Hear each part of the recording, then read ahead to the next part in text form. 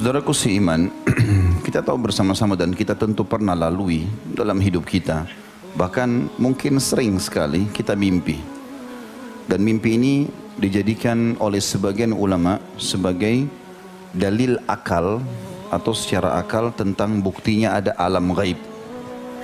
Di antaranya Syekh Abu Bakar Jazair rahimahullah menjelaskan masalah itu dalam buku beliau tentang masalah mimpi itu bagian daripada bukti adanya alam gaib. Karena kita dalam kondisi tidur tapi melihat diri kita seperti naik di atas tunggangan. Kalau kita mungkin kendaraan sekarang, mungkin naik pesawat, ngobrol sama orang, makan. Kemudian juga ada hal-hal yang kadang-kadang yang kita tidak sukai, ya, mungkin berkelahi dan yang lainnya. Maka semua ini bisa dirasakan efeknya. Pada saat orang bangun, kadang-kadang masih dirasakan efeknya. Sementara dia sendiri ada di ranjangnya. Berarti ini secara akal dan bisa kita rasakan setiap saat ada sesuatu yang gaib. Selain daripada tentu banyak hal-hal yang kita bisa rasakan tapi tidak terlihat. Seperti perasaan kita, rasa suka, rasa sedih, marah, lapar, haus. Kita bisa rasa tapi tidak kelihatan.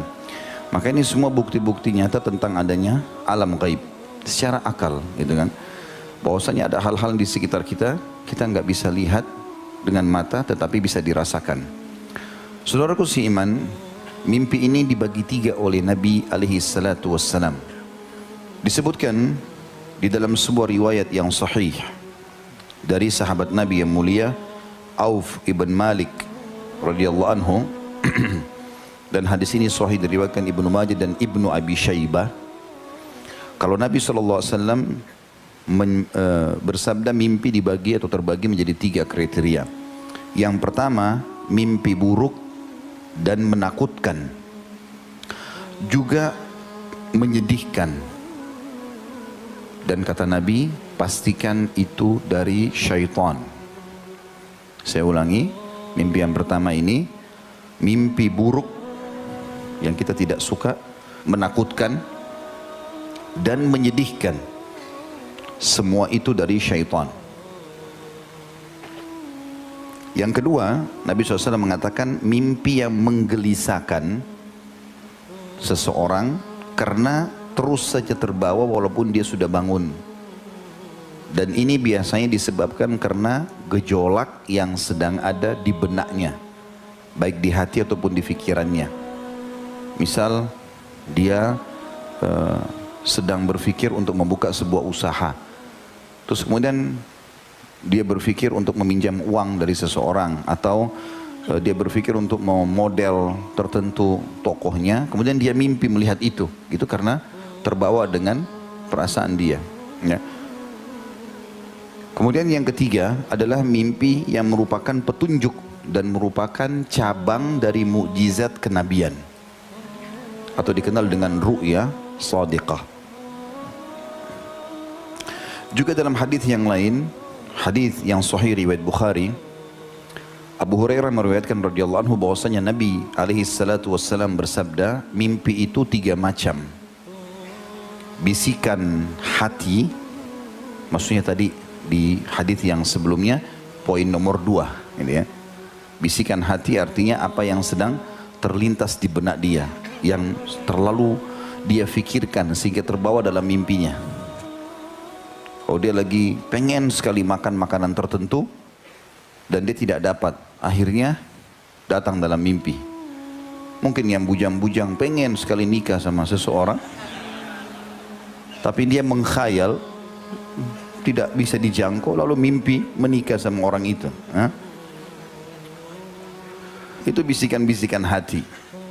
Yang kedua, kata Nabi SAW, ditakut-takuti oleh syaitan. Ini mirip tadi dengan hadis yang sebelumnya, bagian yang pertama. Ya, cuma di sini ya, terbalik.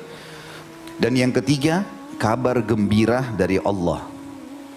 Kabar gembira dari Allah atau tadi mirip juga dengan hadis sebelumnya. Dia adalah bagian ketiga, atau dikenal dengan ru'ya shadiqah.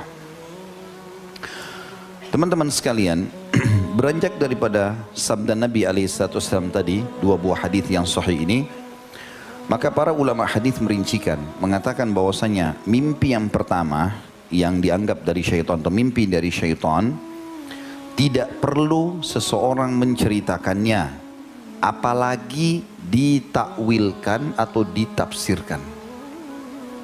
Semua yang membuat antum sedih, membuat antum gelisah, gak usah cerita, tutup mulutnya. Mau sama pasangan hidup kah, mau sama teman di kantor, mau sama sahabat, gak usah diceritain. Sebagaimana riwayat Jabir radhiyallahu anhu dalam hadis yang sahih, hadis ini riwayatkan Imam Muslim, bahwasanya seseorang laki-laki pernah datang kepada baginda Nabi alaihi salatu wassalam. Kemudian orang ini berkata, "Ya Rasulullah, aku mimpi melihat kepalaku dipenggal. Lalu kemudian kepalaku itu menggelinding dengan cepat dan aku berusaha mengejarnya untuk memegangnya. Apa yang dimaksud dengan itu ya Rasulullah?" Lalu Nabi SAW tertawa dan mengatakan, "Apabila syaitan mempermainkanmu dalam mimpimu, maka janganlah kau menceritakannya."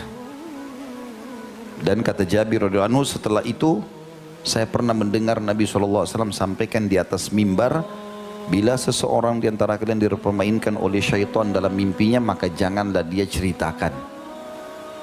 Jadi apapun sifatnya, kalau sedih segala macam, tidak perlu sama sekali ceritakan.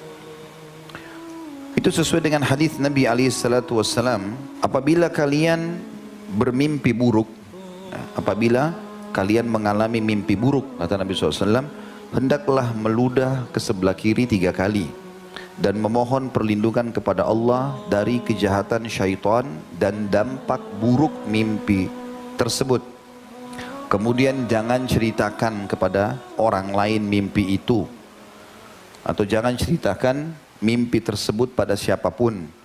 Maka mimpi itu, kalau dia lakukan 3 hal tadi, baca isti'adzah, meludah sebelah kiri 3 kali, tidak ceritakan sama orang, maka dampak buruk mimpi tersebut tidak akan mengganggunya, atau maka mimpi itu tidak akan memberi dampak buruk kepadanya.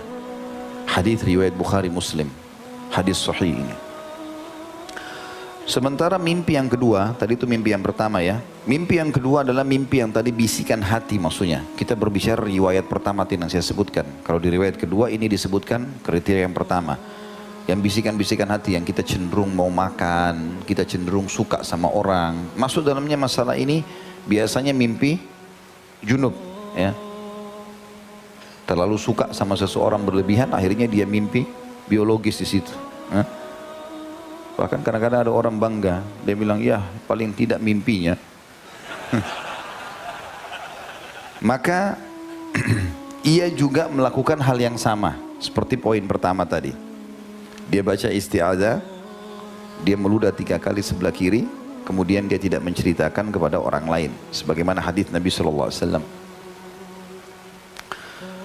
Kemudian yang ketiga, mimpi yang ketiga adalah ru'ya sadiqah tadi ya. Mimpi yang benar yang datangnya dari Allah Subhanahu wa taala. Nah, ini berbeda hukumnya.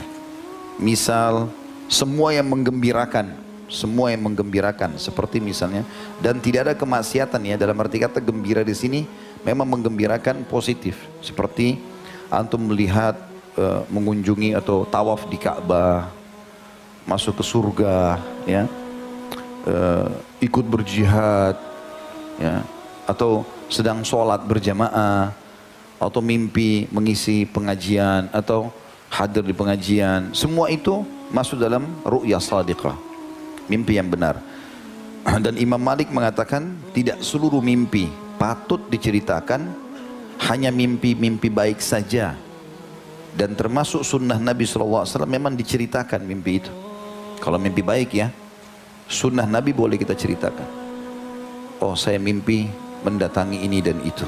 Misalnya, saya datang ke Mekah, saya mengunjungi masjid Nabi, saya melihat ini dan itu semuanya adalah bagian dari mimpi yang baik. Termasuk mimpi bertemu dengan Nabi SAW.